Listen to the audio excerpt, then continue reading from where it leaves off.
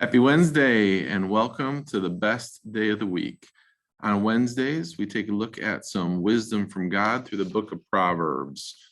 Also on Wednesdays, we do other important stuff. In the season of Lent, we gather together for worship, either 3:30 or 7. Love to see you there. We've been having great midweek Lenten services, and I look forward to the service today as well.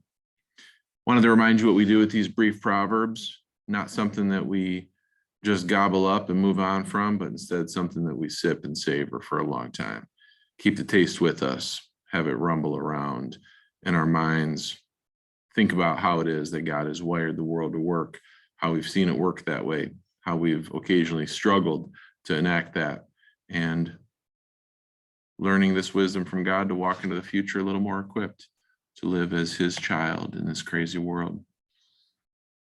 I like our proverb for today very much. Simple but important. One of the things it's going to remind us is that we have a tendency, maybe not every time, all the time, but we have a tendency to value the wrong things in life. And while valuing the wrong things in life,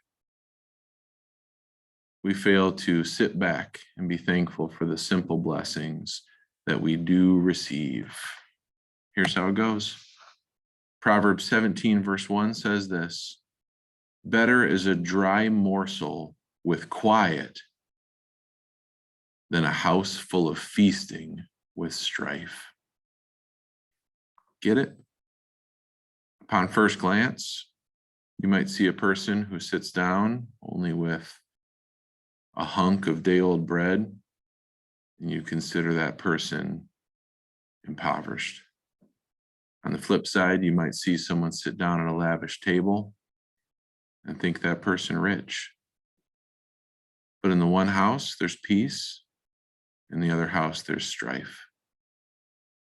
Who do you think is rich now? This is a simple message, but I have to confess, and likely you do too, that practicing it is difficult. Part of the desperation of our situation as walking, wounded, broken people in this world is that we so often focus on providing ourselves with stuff that is not actually necessary, and it never ends up being as sweet as we want it to be. We're constantly chasing after new and next. But this proverb reminds us it's not about much. It's about the relationships that are around us. You see, you and I can attempt to fill that void in our lives with all sorts of things, hobbies and foods and toys. But if that void is caused by strife in relationships, either between us and the people around us or between us and God, all the stuff that we gather, all the stuff that we hoard and long for and wish to grab, it's never going to fill that void, never going to satisfy that ache. The truth is, we know this, and yet we find ourselves constantly trying to keep up with our expectations. And in fact, not only do those things matter less than our relationships, we sometimes make the costly mistake of sacrificing relationships to chase. And that's not what God is calling us to. You've probably heard me say this before, but it's so true, been so useful to me. Here's something I'd encourage you to do. Next time you get a chance, ask a older family member what the happiest times of their life was.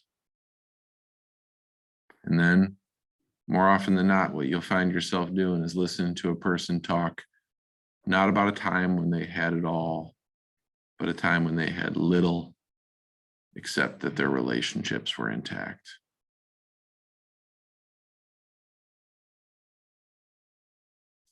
I've sat at the table that I'm sitting at right now countless times with people getting ready to remember and mourn and celebrate a loved one who's gone.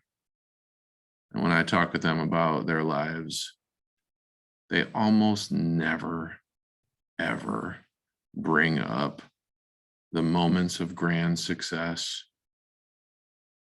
things they accomplished, the places they went, the things they purchased. Almost never. Almost always what I hear are stories about the times when they were poor, but they were poor together. They were at peace in the world and in their relationship. So much sweeter, a dry morsel with quiet, than a house that has feasting, but also strife. Let's close with prayer. Lord, help me to be wise, not according to the world's standards, but according to yours. Help me to choose daily the way of wisdom and the way of Jesus. Amen. Be content, be thankful, be at peace. See you next time.